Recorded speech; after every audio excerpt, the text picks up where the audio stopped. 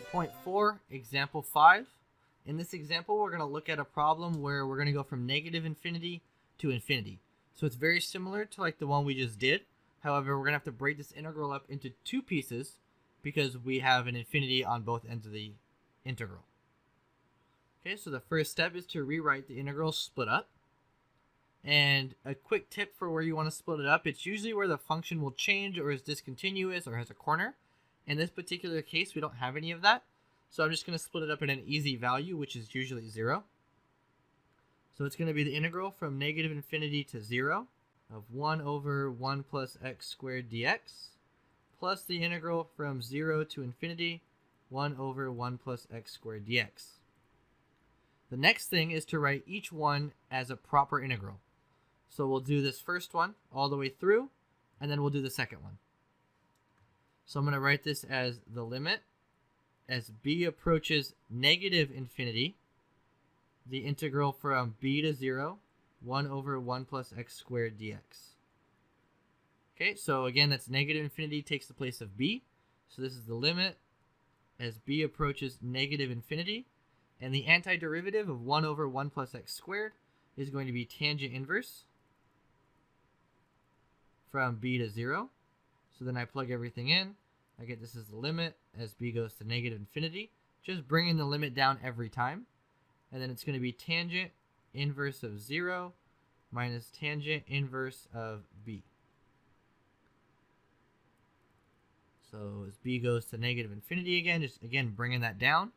Tangent inverse of 0 is 0 minus tangent inverse of b.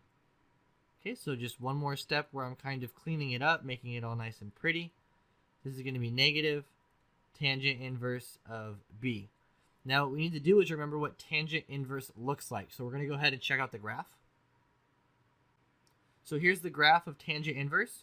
You can see as we go to negative infinity, you can see that the graph has a horizontal asymptote of negative pi over 2. So as we go to negative infinity, we get negative pi over 2. So this is going to equal negative pi over 2.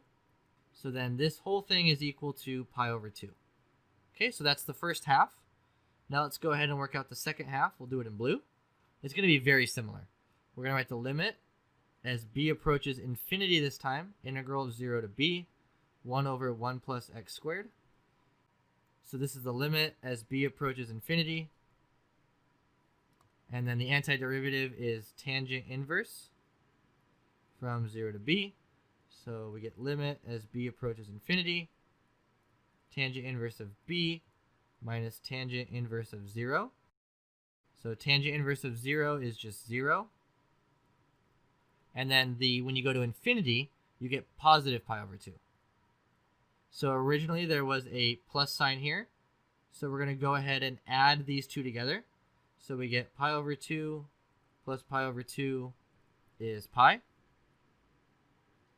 So we get the integral from negative infinity to infinity of 1 over 1 plus x squared is equal to pi. Now what makes this really cool is we just integrated an infinite area. So we integrated over an infinite amount of x values, added them all up, and then got a solid number. Okay, on your own, I want you to go ahead and work this out. But before you do, I'm going to give you a little tip. So you need to recall that the absolute value of x is equal to negative x if x is less than 0, and x when x is greater than or equal to 0. You definitely want to have this memorized. If you don't have this memorized yet, you want to go ahead and make sure you get that memorized. All right, so step 1, we're going to break up our integral into two pieces. Now again, 0 is going to be the way to go because that's where the function changes.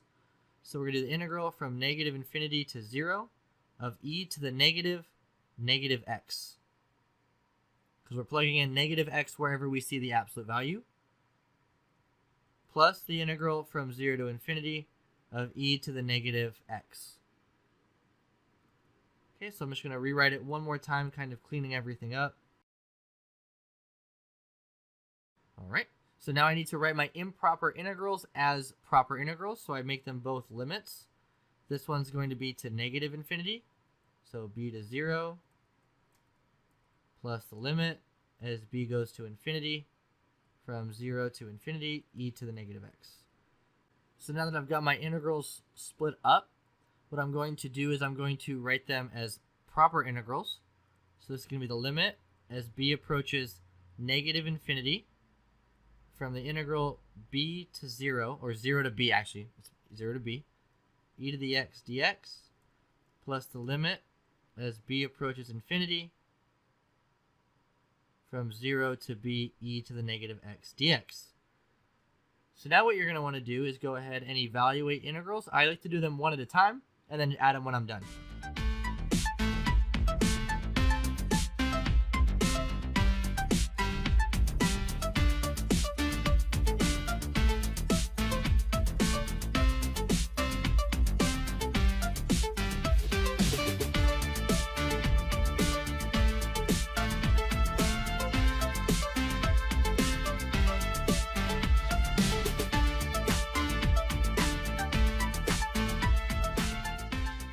So I get my two values are 1 and 1, and I'm going to go ahead and add them together. So 1 plus 1 is 2.